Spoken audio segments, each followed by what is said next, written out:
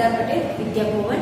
So dear students, today again we are repeated and practice about reported speech.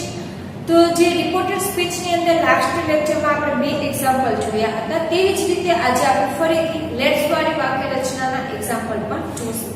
અને આ લેક્ચરના લાસ્ટમાં હું તમને તમારી પ્રેક્ટિસ માટે, તમારે જાતે કરવા માટે 3 થી 4 એક્ઝામ્પલ આપવાની છું, જે તમારે જાતે લખવાના છે, જાતે પ્રેક્ટિસ કરવાના છે. ઓકે, તો સ્ટાર્ટ કરીએ. આજના આપણે જે પ્રેક્ટિસ માટેના એક્ઝામ્પલ છે તે જો ફર્સ્ટ આપેલું છે કનુ.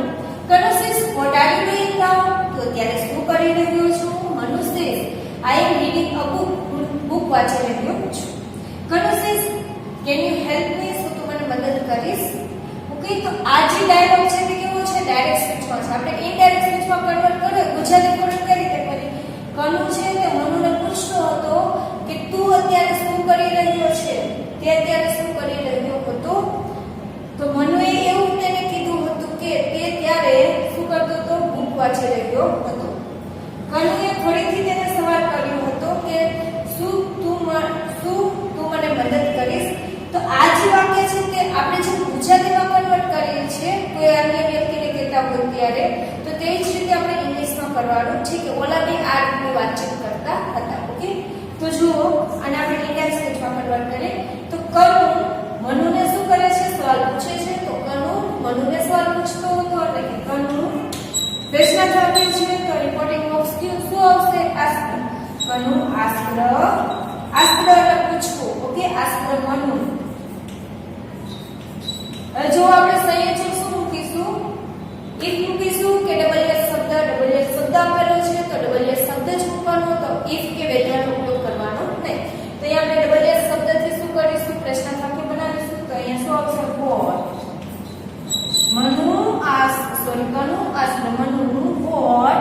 પછી આ જે વાક્ય છે એને આપણે શા ફેરવવું પડશે? વિધેય વાક્યમાં. તો કર્તાને લેશું આગળ, ક્રિયાપદ લેશું પાછળ. તો યુ આગળ આવશે. તો યુ નો ફેરવો કોના પ્રમાણે કરવાનો? સભ્યના પ્રમાણે. સભ્યના કોણ છે? મનુ છે. તો અહીંયા શું આવશે? હી. What he. આ હી સાથે શું આવશે? એમેઝોન વોઝ થાય, પણ હી સાથે આવશે વોઝ. તો આપણે મૂકીશું વોઝ. He was doing. નામનું શું થશે? ધેન. આ ધેન સાચું લખ્યું ને ખોટું છે? આ ધેન શેમાં આવશે? ડિગ્રીની અંદર આવશે. કયો ધેન લખવું પડશે આપણે? ઈ વાળો ધેન. આ ધેન. ઓકે, ત્યાર પછી મનુ તેને રિપ્લાય આપે છે, જવાબ આપે છે કે I am reading a book. Book વાંચી રહ્યો છું. તો શું આવશે? મનુ રિપ્લાય. કોને રિપ્લાય કરે છે? કનુને. તો કનુ પણ લખી શકો, અથવા તો એની જગ્યાએ શું લખી શકો? હિમ. મનુ રિપ્લાય હિમ. પછી વાક્ય વિધાન છે તો સંયોજક શું મૂકીશું? ધેટ. ધેટ. આઈ નું કોના પ્રમાણે ફેરવા કરવાનું? ડોલર પ્રમાણે. બોલા મનુ છે તો અહીંયા શું થશે? હી. હી વોઝ એમનું was reading a book. Okay, Kanu છે તે ફરીથી એને સવાલ પૂછે છે, કેન યુ હેલ્પ મી? શું તું મને મદદ કરીશ? તો અહીંયા જે વાક્ય છે ને આપણે ફરીથી પ્રશ્ન પૂછે છે તો અગેન એને શું મૂકવું પડશે? આસ્ક. ઓકે, ફરીથી સવાલ કરેલો હોય તો ત્યાં લખવાનું અગેન આસ્ક. કોણ સવાલ કરે છે? કનુ જ કરે છે ફરીથી. તો કનુ અગેન આસ્ક. કોને સવાલ કરે છે? મનુને. તો મનુ લખો અથવા તો હિમ લખો. Again ask Manu.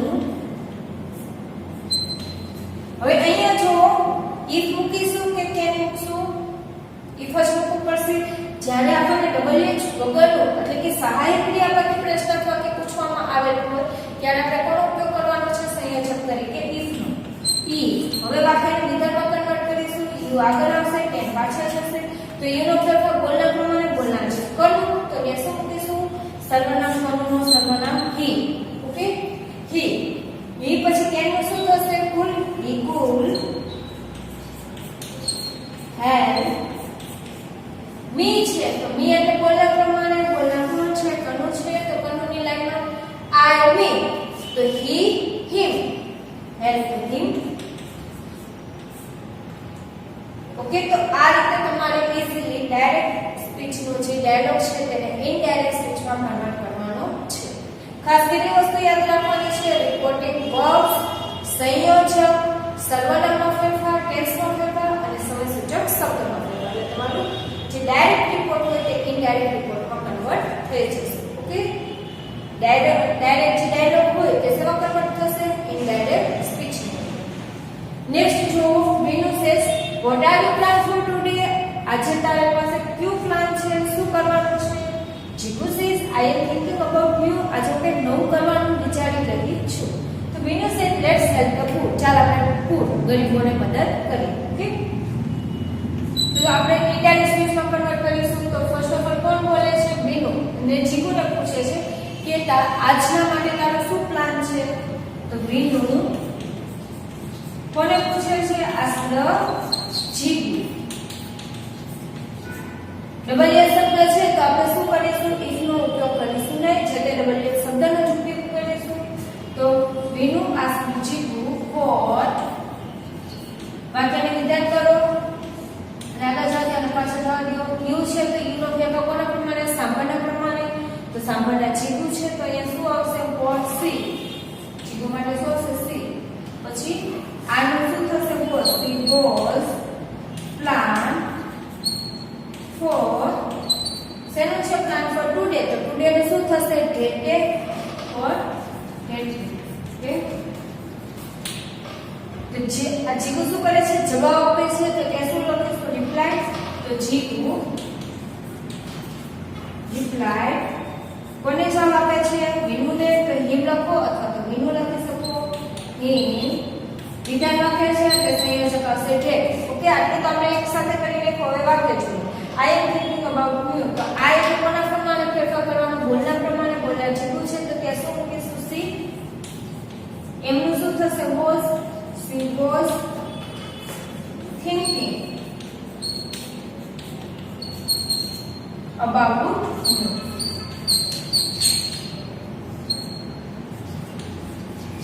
Okay, she was thinking about you. Vinu. હવે લેટ્સ વાળી વાક્ય રચના છે. Vinu let's help the poor. ચાલો આપણે પુઅરને મદદ કરીએ, એટલે ગરીબ લોકોને મદદ કરીએ. તો વીનુ શું કરે છે? તેને કહે છે ને. તો વીનુ અહીંયા આપણે શું મૂકીશું? લેટ્સ વાળી વાક્ય રચના માટે રિપોર્ટિંગ વર્બ શું આવતું હતું? સજેસ્ટેડ અથવા પ્રપોઝ ટુ. તો આપણે અહીં શું લખશું? Suggested. વીનુ suggested.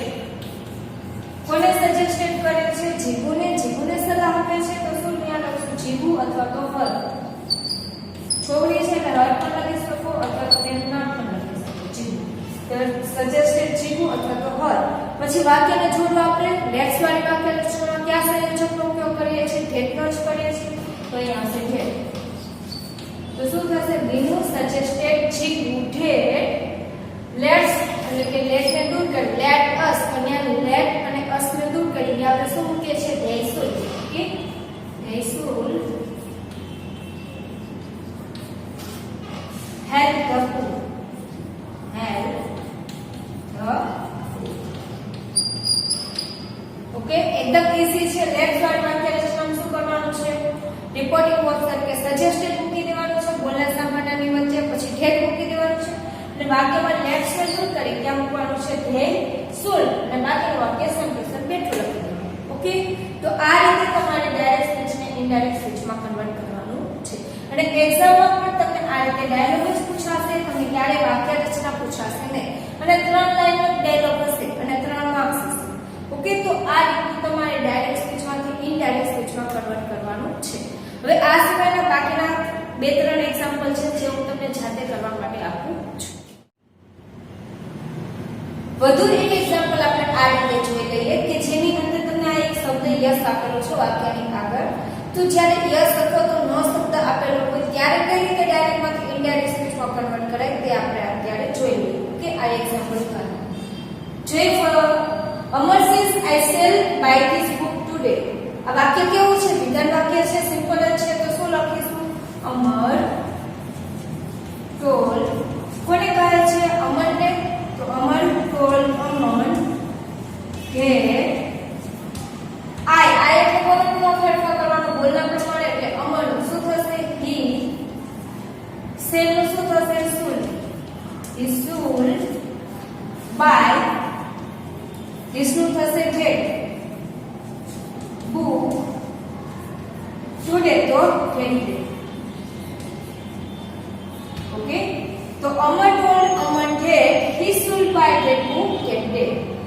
Amar, do you really like it? પ્રશ્ન વાક્ય પૂછે છે તો તેમાં શું મૂકીશું? Reporting of asked. તો Aman આસ્ક્ડ, Aman ને પૂછે છે એટલે him પણ લખી શકો. તો Aman asked him. હવે વિધાન કેવું વાક્ય છે? આસ્ક્ડ પ્રશ્ન વાક્ય છે. તો અહીંયા જો તમને ડબલ એફ શબ્દ નથી આપેલો. કયો આપેલો છે? સહાયક ક્રિયાપદ આપેલું છે. તો તમારે શું પડશે? if. યુ ને ક્યાં લેશો? આગળ લેશો તો યુ નો ફેરફાર બોલર પ્રમાણે તો Aman એટલે કે he થશે. હવે do પાછા જશે તો do છે તો do નું આપણે શું કરીએ છીએ? હંમેશા do does ને દૂર કરવાનું છે અને વાક્યને કેવું કરવાનું છે? વિધાન વાક્ય. તો do છે તે ક્યાં જશે? like સાથે જશે. ઓકે, તો he like do છે do શબ્દ અથવા તો did હોય તો તે પણ દૂર થાય તો do દૂર થાય અને જે do છે એટલે કે વર્તમાન કાળ છે તો ભૂતકાળ થશે. તો અહીંયા શું આવશે? like to like. તો he really liked અથવા તો he liked really it. Okay, he really liked. like નું શું થશે? liked. કઈ રીતે થયું? આ do છે do એટલે કેવું ટેન્સ થશે? આપણો વર્તમાન કાળ થશે, સાદો વર્તમાન કાળ. તો એને આપણે સાદા ભૂતકાળમાં ફેરવશું.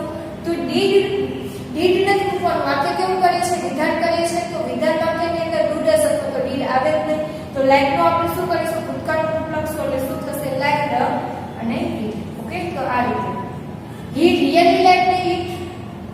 Aman says yes. તો અહીંયા જો અમન જવાબ આપે છે yes it is a very good book. તો અહીંયા yes આપ્યો. અહીંયા સવાલ પૂછો તો એનો જવાબ એને yes આપ્યો એટલે કે રિપ્લાય પોઝિટિવલી. જવાબ કેવો આપે છે? કે હકાર. ઓકે, તો અહીંયા શું લખીશું? Aman replied yes. તમે શું કીધું? પોઝિટિવલી. તો replied with positively. હકાર જવાબ આપે છે. Okay, with positively. ઓકે, જો તમને નો આપેલું હોય તો ત્યાં શું લખવાનું છે? નેગેટિવલી. અને હકાર યસ આપ્યું હોય તો પોઝિટિવલી. તો અમર રિપ્લાઇડ વિથ પોઝિટિવલી. કોને રિપ્લાઇડ આપે છે? અમરને. તો નામ લખી શકો અથવા તો હિમ. અમરની જગ્યાએ શું લખો? હિમ. વાક્ય પછી જોડવા માટે કોનો ઉપયોગ કરી શકશું? સંયોજકનો. તો ત્યાં વિધાન વાક્ય જ બનાવવાનું છે એટલે શું આવશે? did. તો Amar replied with positively him that it was. આ yes ની જગ્યાએ આપણે શું લખ્યું? with positively. અને તમારે એડિટ કરી લખો તો પણ ચાલે પણ અહીંયા એડિટ નથી કરવાનું. ઓકે, ફૂલ સ્ટોપ નથી આવતો. તો અહીંયા શું કરીશું? હવે that આ વાક્ય છે તેને આપણે ફરીથી તેને ઇનડાયરેક્ટ સ્પીચમાં કન્વર્ટ કરીશું. તો it નો it જ રહેશે. is નું શું થશે? was. It was a very good book.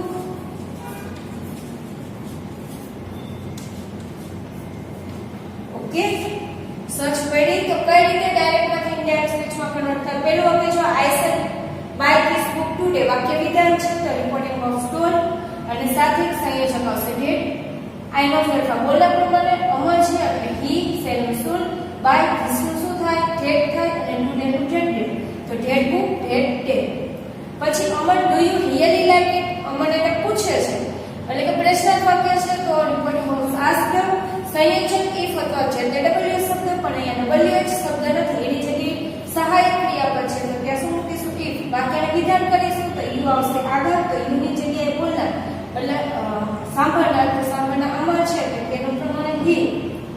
પછી આપણને ખબર છે શું કરવું જોઈએ? he પછી real. અહીંયા do like છે તો અહીંયા did plus like થશે. જો આપણે આમ કન્વર્ટ કરવા જાય પણ did plus like એનો તો શું થઈ જાય? like થઈ જાય એટલે ભૂતકાળનું રૂપ થાય. અને આમાં રૂલ્સ આધારે આપણને ખબર હતી કે do does છે અથવા did છે તેને દૂર કરી અને ત્યાં શું કરવાનું છે? કાં તો ક્રિયાપદનું મૂળ રૂપ આવતું હોય તો એ પણ મૂળ રૂપ તો આવે જ નહીં. ભૂતકાળનું જ રૂપ કન્વર્ટ થાય એટલે અહીંયા શું કરી દે? જે કંઈ પણ ક્રિયાપદ હોય એને ભૂતકાળના રૂપમાં કન્વર્ટ કરવાનું. એટલે આવશે he really liked it. પછી અમર એને રિપ્લાઇડ આપે છે પણ કઈ રીતે રિપ્લાઇડ આપે છે? યસ એટલે પોઝિટિવલી રિપ્લાઇડ આપે છે. તો અમર રિપ્લાઇડ વિથ પોઝિટિવલી. કોને આપે છે? અમરને. તો અમર લખો અથવા તો him that it was a very good book. Okay, તો આ રીતે તમે ડાયરેક્ટ સ્પીચને ઇનડાયરેક્ટ સ્પીચમાં કન્વર્ટ કરી શકો છો. હવે આ જે એક્ઝામ્પલ આપેલા છે એક્ઝામ્પલ 4 and 5 તો આ એક્ઝામ્પલ તમારે જાતે કરવાના છે, કે જાતે તમારે લખવાનું છે કઈ રીતે ઇનડાયરેક્ટ સ્પીચમાં કન્વર્ટ થાય તે. અને વાક્ય રચના પણ ઈઝી છે. આ ડાયલોગ જુઓ તો એની અંદર ફર્સ્ટ પ્રશ્નાર્થ વાક્ય છે, પછી વિધાન વાક્ય છે અને લેટ્સ વાળી વાક્ય રચના છે. તો કઈ રીતે કન્વર્ટ કરવી તમને આવડે છે. પ્રશ્નાર્થ વાક્ય માટે આસ્ક મૂકવાનું છે અને અહીંયા તમારે સંયોજક મૂકવું પડશે કારણ કે સહાયક ક્રિયાપદ છે તો ઇફ મૂકશો. વિધાન વાક્ય માટે રિપોર્ટિંગ વર્બ્સ આવશે રિપ્લાય અને ગેટ સંયોજક. લેટ્સ વાળી વાક્ય રચનાની અંદર સજેસ્ટેડ સંયોજક ગેટ અને લેટ્સ ની જગ્યાએ ધે શુડ. બાકીના ફેરફાર તો તમે ઈઝીલી કરી શકો. આ જે ડાયલોગ છે એની અંદર ફર્સ્ટ વાક્ય છે I have nice news articles, તો વિધાન વાક્ય. ડીડ યુ રીડ ઇટ, તો કેવું છે પ્રશ્નાર્થ વાક્ય છે. અને I said read it tomorrow, તાર પાછું વિધાન વાક્ય અને જવાબ આપવું છે. એટલામાં આની અંદર તમારે આવશે ટોલ રિપોર્ટિંગ વર્બ્સ તરીકે. વિધાન વાક્ય છે ટોલ, સંયોજક આવશે ઢેટ. અહીંયા તમારે રિપોર્ટિંગ વર્બ્સ આવશે આસ્ક્ડ, સંયોજક આવશે શું ઇફ, કારણ કે ડીડ છે ડબલ એસ શબ્દ નથી. અને અહીંયા તમારે રિપોર્ટિંગ વર્બ્સ તરીકે આવશે રિપ્લાય, સંયોજક તરીકે ઢેટ. બાકીના જે ફેરફાર છે સર્વનામમાં, ટેન્સમાં અને સમયસૂચક શબ્દોમાં તે તમારે જાતે કરવાના રહેશે. ઓકે, તો વિદ્યાર્થી મિત્રો આજે આપણો જે આ ડાયરેક્ટ ઇનડાયરેક્ટ સ્પીચનો ટોપિક હતો તે અહીંયા પૂર્ણ થાય છે. અને આ બે એક્ઝામ્પલ છે તે તમારે જાતે કરવાના છે, આ તમારે બુક્સમાં લખી લેવાનું છે. ઓકે.